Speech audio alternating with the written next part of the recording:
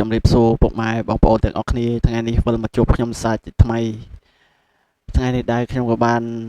លើកឡើងពីការហូបបាយថ្ងៃត្រង់កំពុងតែអង្គុយនៅកន្លែងបន្ទប់ហូបបាយតឹងទី3ពុកម៉ែបងប្អូននេះកំពុងតែថតពីលើអាគារមកចុះកន្លែងតាមដែលថាតាមផ្លូវតាមខ្នល់មានឡានម៉ូតូរត់ដែលបៀតបោះរោងចក្ររបស់ខ្ញុំថតចុះពុកម៉ែបងប្អូនដែលឃើញកំពុងថតនេះគឺខ្ញុំនៅលើកន្លែងទីដែលក្នុងរោងចក្ររបស់ខ្ញុំហូបបាយហ្នឹងហើយពីលើគេជាន់ទី3ទៅរោងចក្ររបស់ខ្ញុំធ្វើនេះនិយាយរំទៅហូបបាយរបស់គេនៅលើអាគារទី3ពុកម៉ែបងប្អូនហ្នឹងហើយដូចថាតំណេអញ្ចឹងខ្ញុំហូបបាយហើយផឹកទឹកផឹកអីលេងអញ្ចឹងខ្ញុំក៏បានថតវីដេអូទុកផ្ទាំងអនុស្សាវរីយ៍ថាទុកមើលចែកជូនបងប្អូនចែករំលែកឲ្យបានស្គាល់ថាធ្វើការរោងចក្រនៅក្រុងវៀតណាមក្រុងបញ្យើងប្រទេសវៀតណាមនេះវាស្ថានភាពអាម៉េចទីរំនៅអាម៉េចថាមាន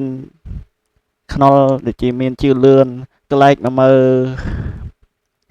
វីដេអូរបស់យើងវិញគឺថ្ងៃនេះរោងចក្រគេបានឲ្យនំហើយនឹងទឹកហើយនឹងដូចជាទឹកដោះគោរបស់ក្មេងៗអញ្ចឹងណាពុកម៉ែបងប្អូនហ្នឹងហើយគេឲ្យមកយកអញ្ចឹងទៅទាំងទុកហូបថ្ងៃសៀលដែលមានថាលក្ខណៈថាយើងហូបបាយបានតិច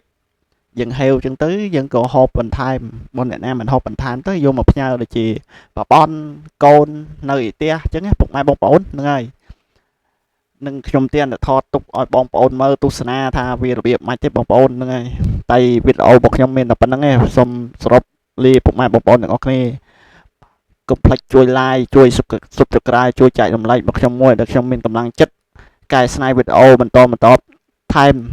ដែលអ្វីជាប្លែកនៅការរស់នៅក្រុងបញ្យើងនៅប្រទេសវៀតណាមដូចជា